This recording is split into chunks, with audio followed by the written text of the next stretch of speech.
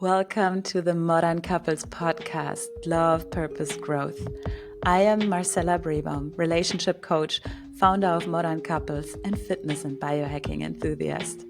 My TEDx talk and Modern Couples Summit has inspired thousands of people to invest into their relationship skills.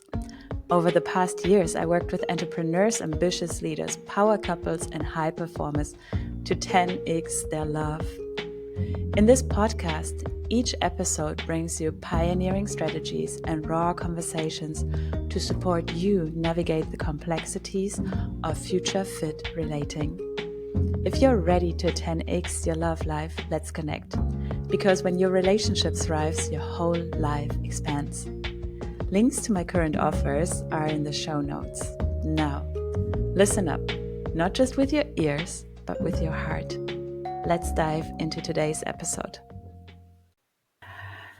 Hello. Hello. Lovely to be here. Lovely to see you. Yes, I feel very honored to have you here. And when I sent that email saying, okay, I have this book here in my hand. It has been with me for the past decade. Let me write and see if I can bring her here.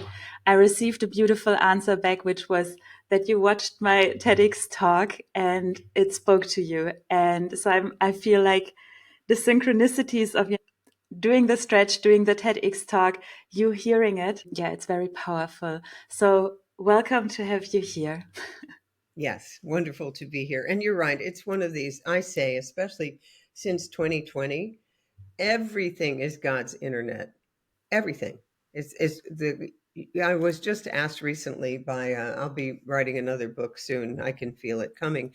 And she says to me, so what are your reasons for writing this book? Do you want to get back on the speaking tour? Do you want to be a bestseller?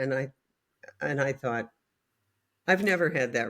I've never, ever had that motivation. It's more like if there's something that God wants me to say, the God that comes through me as me, then I will say it. And that's how I've led my whole career. And I'm a Libra in astrology, but I also have Mars. So Mars is the form of the God that comes through us. It's like our ideal. You've heard about the ideal customer avatar. Well, Mars in a woman's chart is her ideal inner masculine. And mine is in Mars in Leo in the second house of Taurus, but it's exactly got Pluto right on top of it. Pluto takes you right down to the underworld. They're both at 15 degrees Leo. So relationships have been the grain of sand in the oyster of my life that I've kept putting more and more and more coating on that irritant to finally make a big pearl. You are saying relationship is the key, right? It's like It's that is. the key to everything. Everything. I was listening to a very famous country singer, and I think he'd had 8 Grammys and whatever, and he was, a gospel guy, and his father had been a preacher. He never healed his alcoholism until an older man, a pastor, took him in his arms and put his hands on his head and said, I am well pleased in you, my child. He had to have a reparative in a human body, one-on-one relationship with a man who was a father figure, with a man who healed all of that unloved fatherhood stuff in that man. And that's how he managed to save his marriage, because finally, that wound was healed. And I had the same experience right in the middle of, I call it the COVID Olympics now. I was I was with the love of my life, and it's a very long story, but he was a professor emeritus of public health. The World Health Organization was his Mount Olympus, his Graceland. And he eventually died in April of 2020. But having that degree of love in my life, even for a short time, it just, it sort of healed everything. And now I know the next love is coming. I can feel it, but I don't need it in the same way. That's like that aching. What is in the song? That endless aching need. The rose. Yeah. Some say love, it is a flower, and you, its only seed. It is in human relationships that we heal. Yes, there's this saying, what trauma was caused or was started in a relationship, we also need to heal in a relationship. And very often I feel that. And at the same time, especially during the COVID Olympics, relationships were not easy to have, right? But before we go all into all of that, I would like, we had like a brief moment before I pressed recording where I was like, oh, synchronicities all over. So you briefly shared you watched my TEDx talk. Maybe you can briefly talk into what resonated with you, and then the story that you shared, because I want to connect with that. It is a powerful connection. Well, first of all, what it was about your TEDx talk is that you were real and vulnerable. And it is the only way to be. So, what we have now in this world, we have all the Instagram influencers. They look beautiful at all times. Everything is polished, everything is edited, everything is, so that we have another set of false idols that we can worship. Um, and you were real. Like when you, you start out with, here I am, and I'm a relationship coach, and my own personal relationship falls apart. So who am I to teach? And then you found it within you. Of course, that's the perfect place from which to teach. Because here's what happens a lot with the outer world. It's this vision of, I have the perfect man. I have the perfect life. I have the perfect body. We have the best sex ever. Here's a couple little kids as fashion accessories. And here's the home. And this is what you should all aspire to. And really, it's just BS most of the time. I have been privileged in my career to have been exposed to all that glitters that is not gold. And thinking about, all these places, People Magazine, especially in the past, has been the epicenter of false idols. you know, ooh, look at this actress, how good she looks at 60, and she's got a new man. And if you just did that, you could have a new man. It all begins with this deep inner relationship. I think Jung called it, the sacred marriage inside. And because that has been my life's work, listen, writing a book on women's health, doing a New York Times bestseller used to mean something. It doesn't anymore because they censor everything that I would write. Um, Thank you for saying that. I'm like, can you please say all the things you are not allowed to say? That's right. Yeah, because we're not on Instagram Live, and it's been. Yeah, I have to say, wouldn't it be tragic? I had an interview actually with some people from Kansas City, and they said to me, "How is it that you've been so willing just to not be crushed by the global censoring, the global smearing that has happened to me in the last 4 years since 2020? How is it that you're not, that you don't seem to have much in the way of ego around all that?" And I said, well, because I was fully radicalized in childhood. I mean, I had family members sign out of the hospital against medical advice or they would be dead, and, all of that stuff. So I, long ago, way before med school, I realized that there's really good stuff in modern medicine, and there's a whole lot that is not good, and they are not God, and you better have a relationship with God. And so, what I believe the last 4 years have done for those who can see it is remove the scales from our eyes. Those who have eyes, let them see. Those who have ears, let them hear. We are in an ascension pathway. And now, I believe, for those who are left, we have a chance for real relationship, like real relationship, because we've all been in the crucible. We've had all the rust burned off, and those of us who have survived and thrived have become steel.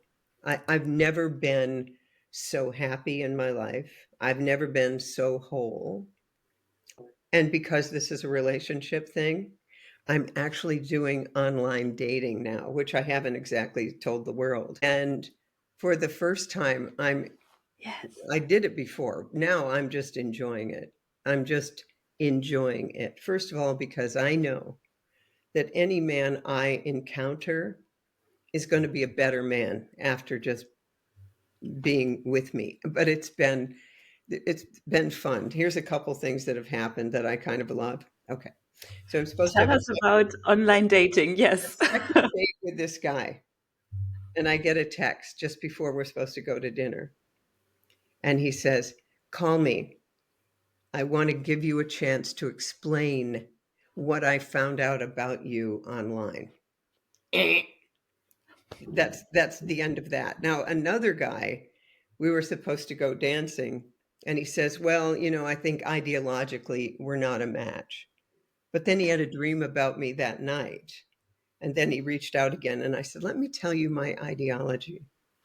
It's love thy neighbor as thyself, and humanity needs to come together. And everything else you've read about me is mere propaganda." And so now we're speaking again. I am so clear after the last 4 years that God is in charge. I have no anxiety about any of it. But if you're doing online dating, let me give you some real tips. Take really good pictures. Have a professional or one of your friends who's really good take good pictures, and then paint the guy into your profile so that he sees himself becoming your prince. Don't do what women do. "Oh my God, there are no good men out there." All that. It's so stupid. "I don't want any cheaters. I don't want any liars." Now, listen, 1 in 5 people I got to show you this book that was predictive programming. I did not know it. I wrote it in 2018, Dodging Energy Vampires. This is about personality disorders. Okay. The people running the planet are psychopaths. They're frickin' psychopaths. But I think the bloodline of the Nephilim is in about 1 in 5 people. So they're narcissists, borderline, histrionic. You can't do right by them. And if you're in relationship with one, get out, or don't expect it to change. Now, there's two types of people that get into this rut. There's the empaths and there's the energy vampires. And we empaths, we healers, think we can heal them. We can't. We can't. How many narcissists actually heal and finally break through? It's about 1 in 1 million. It happens There's often when they're in prison and they're about 65.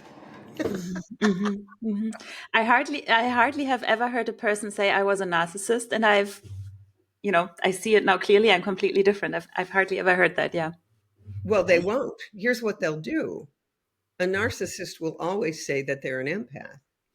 You will never, ever hear a narcissist be afraid that they're a narcissist. But an empath, after reading this book, will always say, "Oh my God, what if I'm a narcissist?" It won't happen. That is diagnostic of you're an empath. If you're worried about being a narcissist, you're an empath. Narcissists have no insight, none. And it's about 1 in 5 people. So, that's enough about me. What do you think of me? I mean, they'll always bring the thing back to themselves, and you're giving, giving, giving, giving, giving. It's the breast cancer archetype. So we are now seeing this as a culture. Back in the 80s, 90s, we didn't even have really a framework for narcissism. Therapists did not know about it at all. So they would sit there, and I've talked to people who went to 3, 4 therapists with their narcissistic either wife or husband. And the therapist is just trying to get them to stay together while the woman or the man is dying, literally dying. I met a wonderful family doctor, and he went to therapy for 3 years. And every time, the therapist would say, "Well, you need to be a better man." You couldn't find a better man on planet Earth with a borderline wife. No. So when we talk about relationships, there's no point in seeing a relationship coach or buying a course or whatever if you're trying to win the love of a person with a personality disorder. They are empty inside. Yeah. And you're not going to heal them. And chances are good that if you think you can, you had a mother and a father or father who had that. And what you're trying to do is repair that part of you that feels unlovable because of the parent. I happen to have a whole tribe of motherless daughters.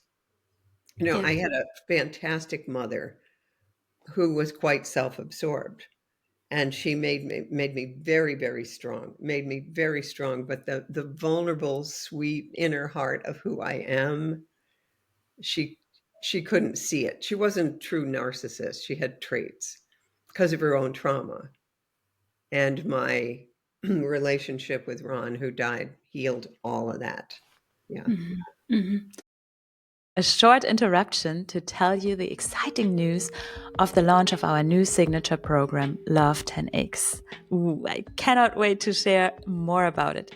It's designed for ambitious individuals, high performers, entrepreneurs, leaders, purpose-driven singles who want to rewire their brain to 10x their love. You have mastered your business, your career, you are into personal development. But when it comes to love and relating, it just still feels like a risky investment where you don't know how to protect your energy. However, deep down, you feel it's time to find your life partner. It's time for that crack your heart wide open love.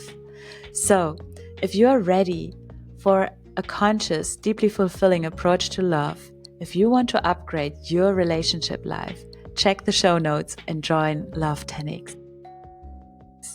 Yeah, I find a lot of women my age these days that are showing up to do the work. Like in my bubble, there's many women who show up to do the work, and they are facing the fact of how to relate with my mom, who is not really role modeling how to be a mom, or who is still alive, and I want to have a beautiful mother-daughter relationship with her, but it's like we are this generation who's doing all the personal development, and then there's such a huge gap all of a sudden, and at the same time this huge longing to have like role model moms to look up to or to draw inspiration from, to offer something else to children or to their children. And yeah, I do feel like, how can we bridge this? But especially, like, let me go back to your book.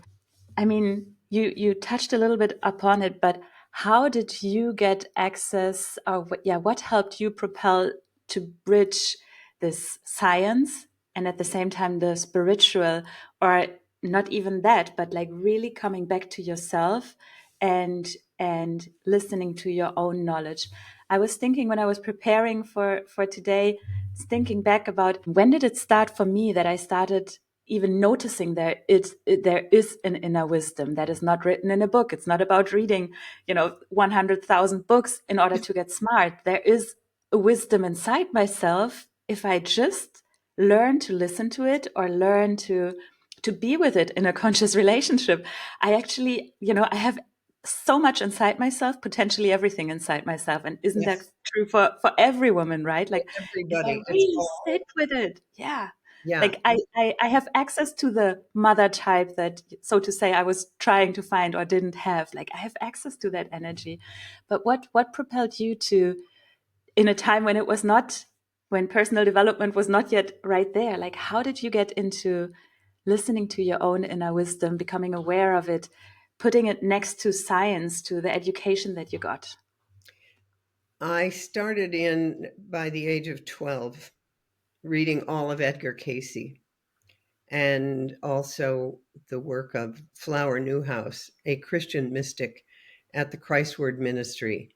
And she spoke with angels and nature spirits and the angels of birth and death. So I always knew there was all of this other reality going on, and the past life stuff of Edgar Cayce and all of his medical readings when no medicine could figure it out. And then I became on the board of the American Holistic Medical Association, and Gladys McGarry was on that board as well. And Gladys had studied the Edgar Cayce materials for her whole life. She's a doctor with 6 children. You can find her on Instagram. She's doing Instagram posts. Gladys is now 103. Amazing. I love it. So I had this, Good sign. yeah, I had this spiritual underpinning, and my mother had been falsely accused of painting the Blessed Mother's toenails on the altar in 1935 at her church. And she didn't do it, but the priest made her kneel down with her arms outstretched, um, to get her to confess. So the beauty of that, and then she left the church when she was 12 or 13. Her mother, an eighth grade education, did not throw her under the bus. And therefore, I never had this fundamentalist, you are sinful, original sin, all of this stuff. I know what original sin is now, but to not be indoctrinated with this religious, you're going to hell, this kind of thing, it didn't happen. And my mother, because of her experiences, protected us from that stuff. So I was never fundamental. But then I had a brother when I was about 6, 7, was born. I had a sister who first died. She wouldn't eat. She was 6 months old and died. And then my brother wouldn't eat. And my parents signed him out of the hospital against medical advice, brought him home, fed him every hour on the hour with a nasogastric tube. So he was going to come home to die. And then they found a doctor, a woman doctor, who was an expert in pediatric endoscopy, looking down the esophagus with a fiber optic light. And she said, "You've got to take the tube out. His esophagus is so eroded, it will rupture and he'll die." And then she waited. Now, he weighed 10 pounds at a year old. And my mother had been told he was mentally retarded and that he would never be normal. The doctor takes the tube out. He starts to eat. No one knows why to this day. And he's got, now in his 60s, he's got a little autoimmune problem, but he's had a wonderful life. Mhm. And if it hadn't been for my parents signing him out against medical advice, he would have died long ago. And then when I was interviewing at various medical schools, my dad developed chest pain, took him into the hospital, and he called my mother 2 days later. He said, "Edna, come and get me. They don't know what's going on." He'd been a facial surgeon in a MASH unit in World War II. So he was a medical professional. His mother and his sister and brother were both medical doctors. And my mother signed him out against medical advice, and the nurses were all angry. And he walked out with the chest leads on him. And when I got back from my interview at Yale, I didn't go to Yale, I went to Dartmouth. Um, he was sitting up in a chair, and he had fluid 2/3 of the way up in both lung fields. He couldn't lie down or he couldn't breathe. He healed at home.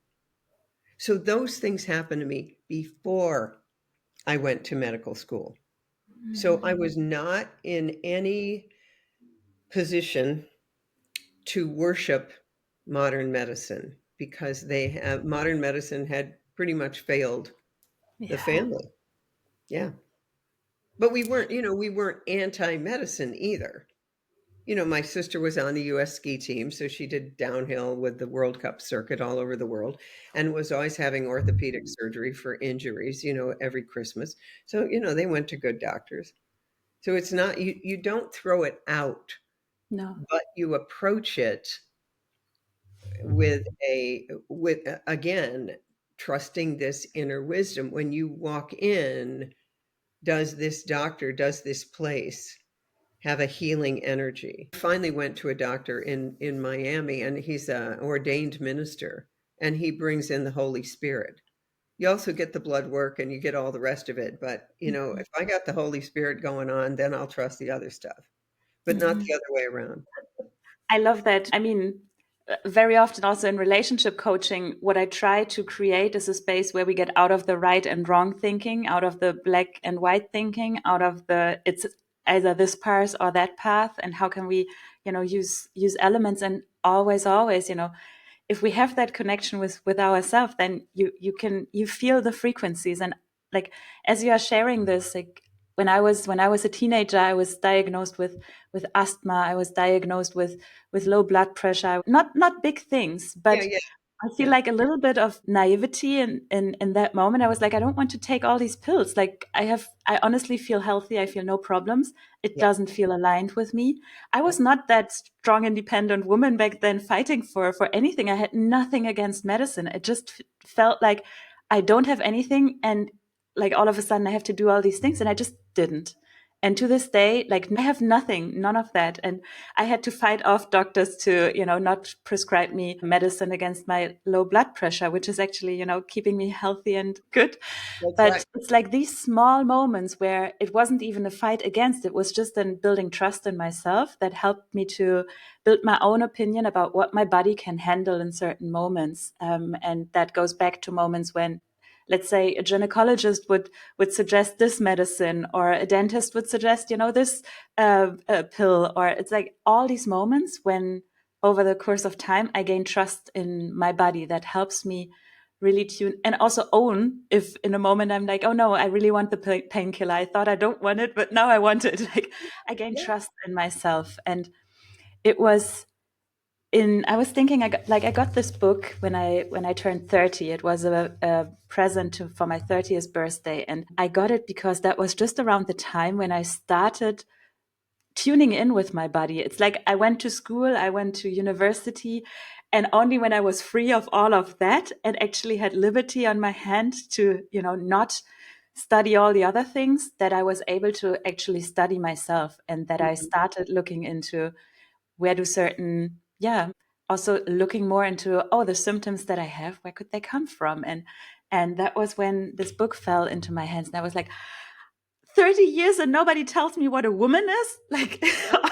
Well, and now what are we doing? Now, if you're a man, you can be a woman.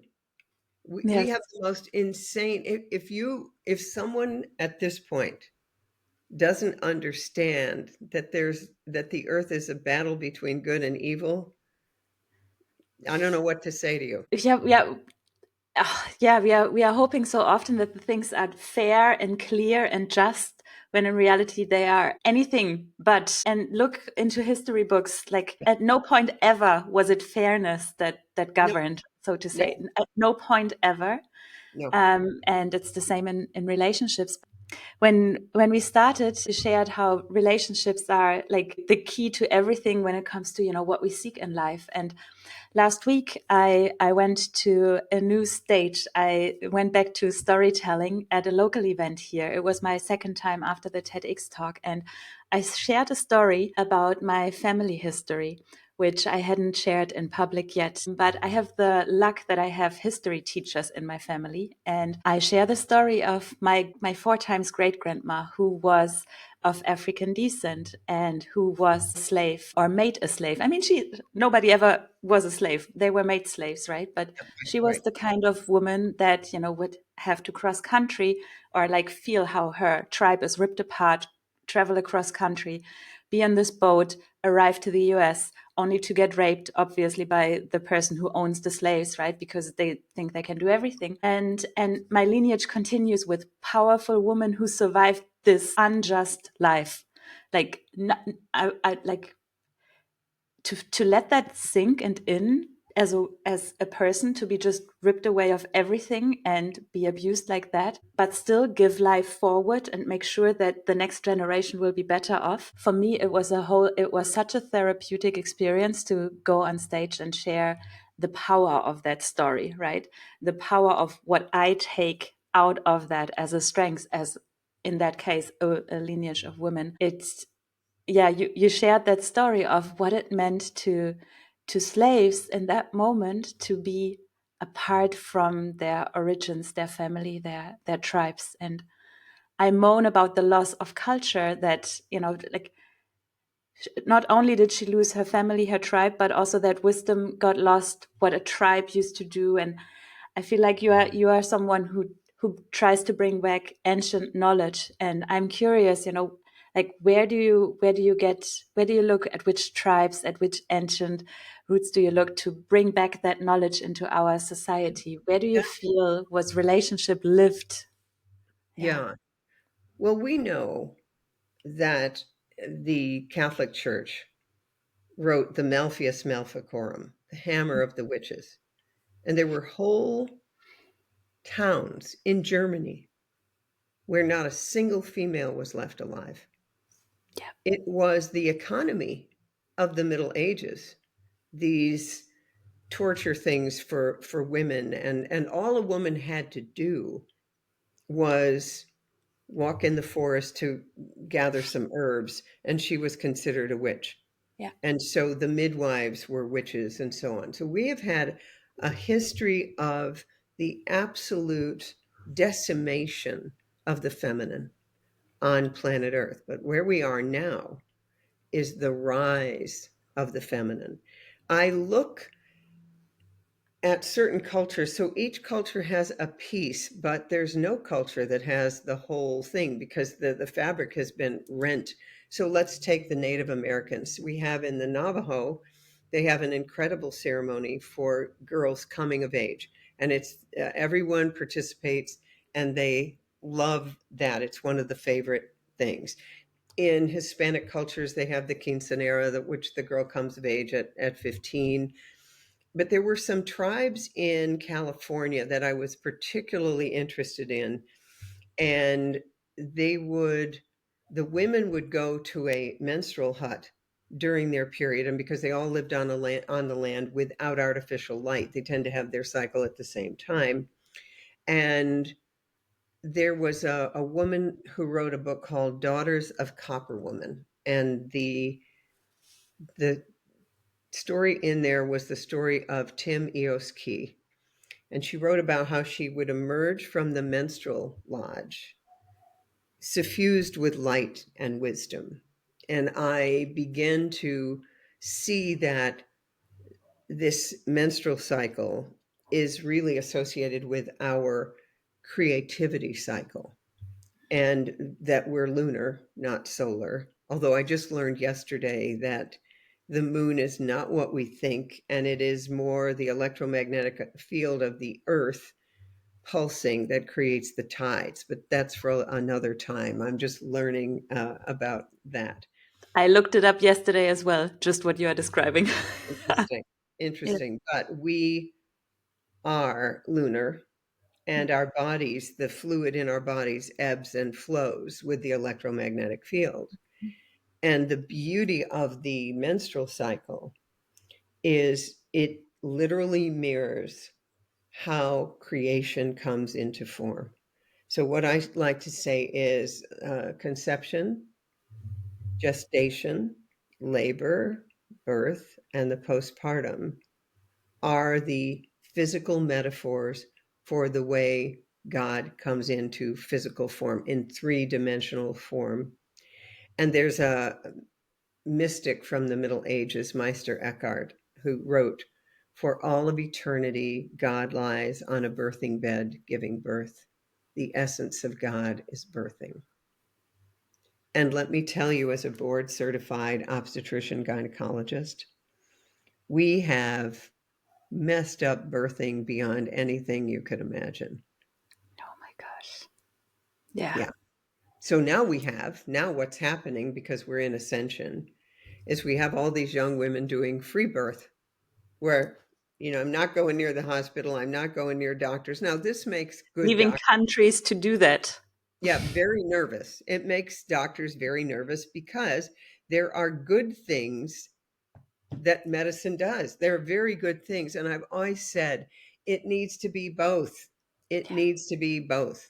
And we're not there yet, but we are getting there. So I'll be working that like this afternoon with some osteopaths here in my state of Maine. And this place has a rich history of classical osteopathy, where you're literally able to feel the pulse of the sacrum and the pump in the back of the head.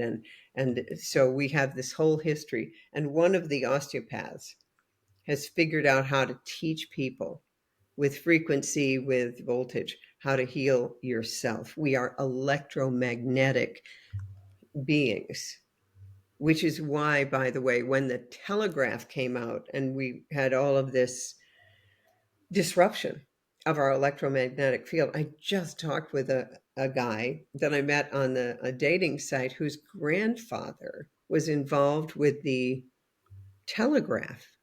And he'd go around the state of Maine, and many people just dropped dead when the telegraph was the key operators, because it had disrupted the field. Yeah. Now we have the 5G field. Now, humanity is going to rise above this. I'm certain of it. And that's why I'm here. It's Mhm. going to rise. But right now, we're in this three-dimensional body. And if we can understand how powerful our thoughts are, and also that every function of the female body where the power is has been degraded. So, your period, she's on the rag, or, don't bother her, it's her hormones. Oh, my hormones have made me into a bitch. Mhm. None of that is true. And this is what I was working with when I first wrote Women's Bodies, Women's Wisdom. Okay, let's look at the places where we've been taught to be most afraid of our bodies. That's where the wisdom is. That's where the power is. And probably the uber power is at the stage where I am, which is past menopause. This is when you really get a handle on it. And that's why we make older women be ashamed of, you're too old and Mhm. whatever it is, and it's too late for you, and da da da da da. But I always meet somebody, always. It's always been this way. So I met Dr. Mario Martinez when I wrote Goddesses Never Age, and he had all the data, had studied 700 healthy centenarians all over the world. So they're all over 100 years old. Yeah.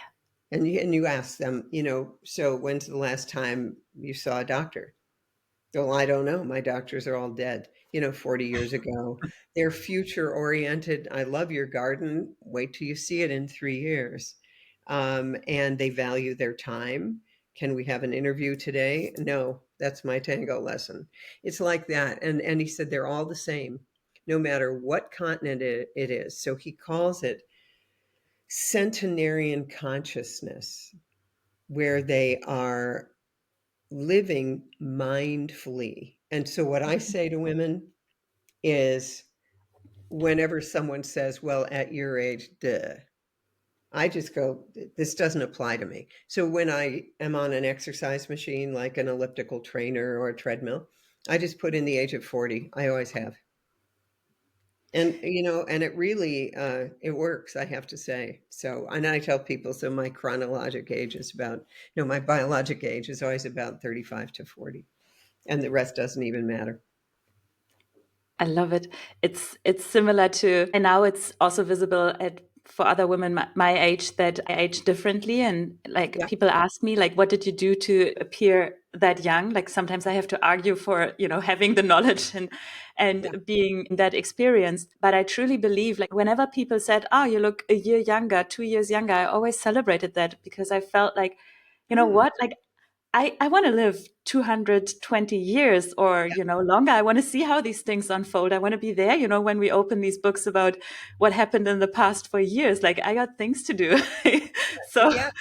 See, I do everything I can to stay young, and that's where I've put my mind to. it's exactly right. So you basically say, oh, that doesn't apply to me. Now, in my profession, you turn 50 and suddenly you need a colonoscopy and you need your mammograms and it's like, nope, we're not doing any of it. Never have, not Yeah. doing any of it. Yeah. And Yeah. and what's happening is with the last 4 years, finally this trance that people have been in about, well, it's time to go in for my checkup and my executive whatever. When they see what has been done to humanity in the name of medicine, the genocide that we have just been through, if that doesn't wake you up, I don't know what will. So let me just say this, if anyone here listening falls for the bird flu, I don't know what to say to you. They're just ramping it up again. This I hope you are fully enjoying this episode. I get asked often why to invest in your relationship skills. And I want to share with you 12 scientifically proven benefits of being in a modern couples relationship. Now, did you know that modern couples, hence couples who are in love, do the work that is needed to fully thrive stronger together? Are measurably happier, live longer, make more money, are physically healthier, have more sex, have improved mental health, recover faster from illness, cope better with life's problems, travel more, have fewer addictions, and inspire others to greatness. Last but not least, modern couples, those that support each other and sculpture each other into the greatest version of themselves, ultimately make a bigger impact in their family system, in their community, in their businesses, in the way they show up in life. Imagine this was the normal way of how couples around you and within you radiate. If you are an ambitious human aiming for the 12 and more benefits, I'm here to support you to rewire your brain for the 10x kind of love. All information are in the show notes. Now, let's continue the episode. This is a place for pioneering thinking and definitely, questioning the things. It's always about, like how does it feel in your body when you hear these things? And That's right. I at one point I chose a place to live where I, can choose which information make their way and also get inspiration from, let's Yes. say, life itself. Um, but what I find a challenge in this time, it's like, yes, so all this is happening outside and we are witnessing like some people fall for it and some people don't. It has already been a challenge for, let's say, a well-educated woman that has her mind that is, in tune with her body to, so to say, attract a partner and to be with a partner. And I have women who run their business, who do all these things. And it's like, all of a sudden there is this new topic appearing of what do you believe? Do you buy into the pandemics or not? Do you believe in, oh my gosh, like fertility is going down or not? We are in this time where it's not yet quite there with all that, like we don't know yet what happens in 10 years, right? But I feel like, okay, this topic of finding true love in modern times, it has even become, more difficult because all of a sudden we fight a new religious war together. What do you think about what do you in generally think about relationship in the sense of like, is the couple, is it really what we are meant to have, like this duality kind of thing? And how do, yeah, I feel like coming back to the tribal energy, we were not always two. We were not always two with two kids. The Instagram channel that looks perfect. There was a time when it was about so much more. I am a staunch believer in monogamy because sexual energy can create anything. Sexual energy is the creative force. So this polyamory stuff is bullshit. It's bullshit. It might work for some men who never really got over the age of 12, but they're very charismatic and they talk women into doing things that the women do not want. But, choose me, choose me. And the community and your women friends are every bit as important. So we all want true love. We all want it. And it needs to start actually the number one relationship, your relationship that you have got to get solid is the relationship with yourself and with the Creator, with God. So I've come to believe that the Earth is a gangster planet and it's a fallen realm. It's in 3 dimensions. We're moving into 4th and then 5th. That's been foretold. And in the meantime, you want to be as happy as you possibly can be, as fulfilled as you possibly can be, with always the belief that everything's going to get better and everything's going to get better and everything's going to get better. And I believe that this time now, right now where we are, this is when true soulmates will be finding each other because everything that doesn't matter has fallen away. And so you're going to meet, like, for instance, in the last 4 years, I have met my true tribe, my true tribe. Before, I was always just trying to fit in because I've always been a little outside of the norm because of my beliefs in medicine that God can heal anything and that there have been all kinds of amazing medical breakthroughs that have been censored by pharmakia, the devil, or big pharma. And that things that one puts in their arm are not the most incredible step forward in medicine ever known on planet Earth. In fact, those have always been just about making money. And so now, because of the pressure on carbon makes a diamond, and we humans are remembering who we are. And when you discover who you are, and when you make that connection with God as you understand God, my God is God, but there's Yeshua, and Yeshua has become a guiding light in my life, and always has been. I mean, my name is Christiane, for heaven's sakes. I'm named after that. So you need to understand that we are made in the image of God and that all things are possible. And everywhere you turn, they've told you just the opposite. What a planet! What a planet. So you don't come here unless you really, really, really want to grow spiritually really fast. I have been told by Buddhist monks and stuff that, there's a line for miles of wanting to have a lifetime on planet Earth because the soul growth is so amazing. And the chance to be on Earth is the ratio of one hair on an ox to all the hairs on an ox. So make the most of it. Make the most of it. And then I think, as Wordsworth said, we leave here trailing clouds of glory. And then our real soul family greets us and said, man, you were down there on Earth. But also, I want people to think about your great grandchildren now sitting around a fire. We have new Earth. We're back to human style community the way it's meant to be. We know our neighbors. And your great grandkids are saying to you, Grandma, what did you do during the change? What did you do during that time frame? What were you doing? And if you were hiding in your apartment ordering takeout, that's a different story than being at the front of the line saying the fight for the soul of humanity is being fought in healthcare, because that's the truth. Coming from the inside, yes. Yeah. Yes, I do feel it very much. I Yeah. do feel it very much. So therefore, I think, a relationship coach, we all need that.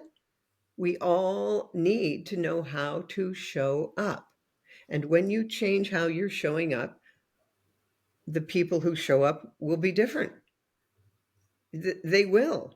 I now can spot a narcissist instead of being drawn to that, because as my friend Doris E. Cohen, who wrote Repetition, we're not neurotic when we keep going for the same type. We're trying to heal a wound. Hmm. We're trying to heal Yeah. something Yeah. because we have an unhealed, usually 7-year-old, running our endocrine, immune, and central nervous system. So we've got to grow her up. I mean, that's what my life's been about. I mean, I have to laugh. Yeah, my relationship with my mother led to a brilliant career in women's health. Thank you, Edna. I love this. I mean, in our conversation, we span so many different areas. And sometimes people are, when they hear I'm a relationship coach, I talk about, matters of the heart and love. They think it's like the next plan of like how to avoid the conflict and the 6 steps to this and that.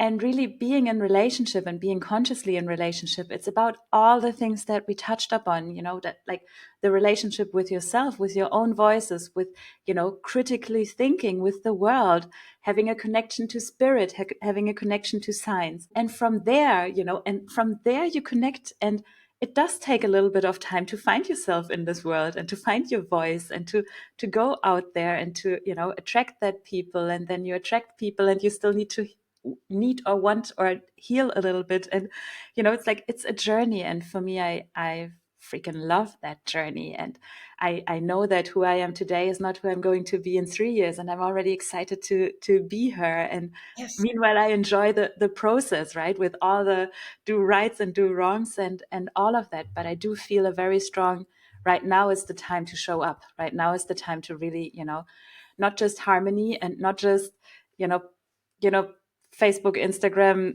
put a mask Well, on and everything is shiny. It's like it's the time to go out there and relate. and yeah. And and this is interesting because what do we have now? We have people who are on their phones constantly. So what I like to do at an airport or whatever is make eye contact. That's signaling. In Argentine tango, the way you get a dance is you do this thing called the cabeceo. That's where the man will look at you and nod. But they also do the mirada, which is you look around the room to see who's available. The eyes are this huge thing, but if everyone's on their phone, no one's available for that. yeah, But practice it anyway. yeah, Practice it anyway, because the eyes really are the windows to the soul.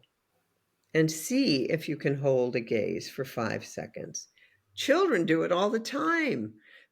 All the time. It's so, see I saw a cute little boy walking down the street with his mom, and they were singing yesterday when I was out taking a walk. And I just looked at them, and then the little boy turns around and, looks at me because they haven't deteriorated yet. They remember who they are. Yeah. mhm. Wonderful. Christian, can I ask you like one last inspirational thing that from your life experience you would give to a 30 plus woman on how to live a happy relationship, or how to and this is not picture perfect, like what is your one advice for attracting the true love in your life and leading a healthy, happy relationship? Right. You must value yourself as a pearl of great price. not narcissistically, because all you empaths are worried, oh God, I don't want to be selfish. You want to become the pearl of great price. And also from the Bible, seek ye first the kingdom of heaven, then all else will be added onto you. And you will find as you do that work, relationships will fall away. So I want you to know that relationships will fall away, and you're going to come to a time where you're in the desert for a while. You're in the desert. Mm. Now, this is the big piece of wisdom. The easiest thing to do is to drop into negativity, despair, beating up on men or other women. There are no good people out here. That is, I want really to get this into you. That is the cowardly, weak way out. Society will love you for that. They'll embrace you for that. You'll find whole support groups for that. It will never, ever get you what you want. You are here to become strong spiritually. And this is the most exciting time ever to be on planet Earth. This is the turning of the ages. This is the time we're moving into the golden age. Please be part of that. Don't be another snack for a narcissist. Those are my final words. Snap, snap, snap. Great. Thank you so, so much for your energy, your frequency, all the transmissions, the words, the specificity. I laughed, I learned, I feel it's complete. If there's any last thing you have on your mind, the stage is yours. One more thing about dating sites and dating apps. Please understand, God can use anything. God can use anything. So you're just going to see that as a platform for God's internet. And that's all. Great pictures, look sexy. Okay, now I'm just going to assume that you're interested in men. Okay. Men want to know, are you someone that they would like to have sex with? Don't fight that. Okay. Now we could do a whole thing on the anatomy and how it goes together. But let me just say, well, that's a whole other topic. But do not start in with men only want one thing. Don't do that. Mm-hmm. But work with the biology. Work with the biology. Testosterone levels, sperm counts are down 60% before the COVID Olympics. So when you've got a man who's into you physically, hallelujah. That's all I have to say on that. But yeah, you are. And I would love to hear the power talk that you do on that for men, because the one thing is to understand from a women perspective what to put out there and like own it, understand male psychology and go out there and, law of attraction and manifestation. We do all these things and then we write the opposite in the dating profile, so to say. Yes, Right? exactly. But at the same time, like, let's say seeing men profiles in there, it would not hurt for them to also get into the feminine mind and do a little bit more of like, hey, make it interesting for my mind, for my body, don't just work in gym and don't just, you can ask me anything. Like it's such an interesting world. Thank you for the dating advice there as well. All right. Thank you. Wonderful. All right. Thank you everyone for watching and listening. We come to an end and I link all the books and links in the footnotes. Thank you for listening to today's episode. You have built success in every other area of your life, but if love still feels like the missing piece, it's time to change that. Love 10x is for high achievers who are ready to create a relationship that matches their ambition, depth, and vision for life. Love 10x gives you the tools, mindset shifts, and strategies to attract and build a relationship that actually works without losing yourself in the process. If that resonates, check the show notes and join Love Techniques today. Your future partner is out there. Let's make sure you're ready for them.